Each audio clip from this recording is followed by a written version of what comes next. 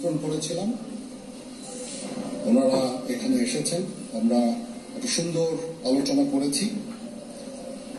সেখানে আমরা সিদ্ধান্ত নিয়েছি যে একটা ইন্টারিম গভর্নমেন্ট আমরা ফর্ম করব এবং ইন্টারিম গভর্নমেন্টের মাধ্যমে এদেশের সমস্ত কার্যকলাপ চলবে।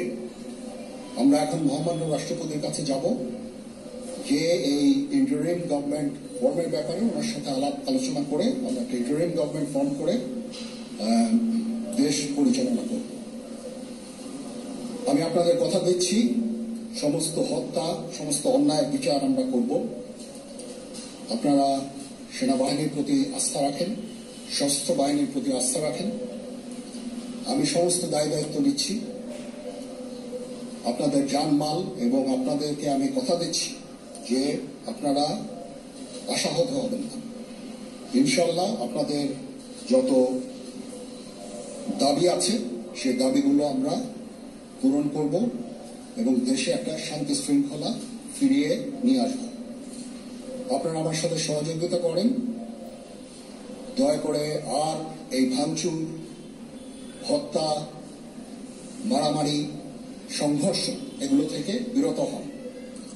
আমি নিশ্চিত যে আপনারা যদি আমার কথা মতো চলেন, আমাদের সাথে যদি একসাথে যদি কাজ করি আমরা, নিঃসন্দেহে আমরা একটা সুন্দর পরিণতির দিকে আমরা অগ্রসর হতে পারি। আপনারা দয়া করে আমাকে সাহায্য করেন। মারামারি করে এই সংঘাতের মাধ্যমে আমরা আর কিছু অ্যাচিভ করতে পারবো না, আর কিছু আমরা পাবো না। সুতরাং দয়া করে আপনারা সমস্ত ধ্বংসযজ্ঞ, সমস্ত অরাজকতা, সমস্ত সংঘর্ষ থেকে বিরত হন এবং ইনশাআল্লাহ আমরা সবাই মিলে একটা সুন্দর ভবিষ্যতের দিকে আমরা অগ্রসর হব। প্রতিটা হত্যার বিচার করা হবে, প্রতিটা অন্যায়ের বিচার হবে। আমরা আজকে সুন্দরভাবে কথা বলেছি, সমস্ত দলের প্রধান দলের নেতারা এখানে উপস্থিত ছিলেন।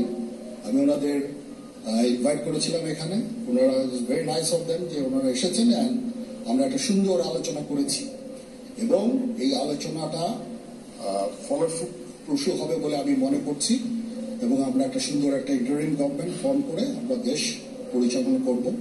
মাননীয় প্রধানমন্ত্রী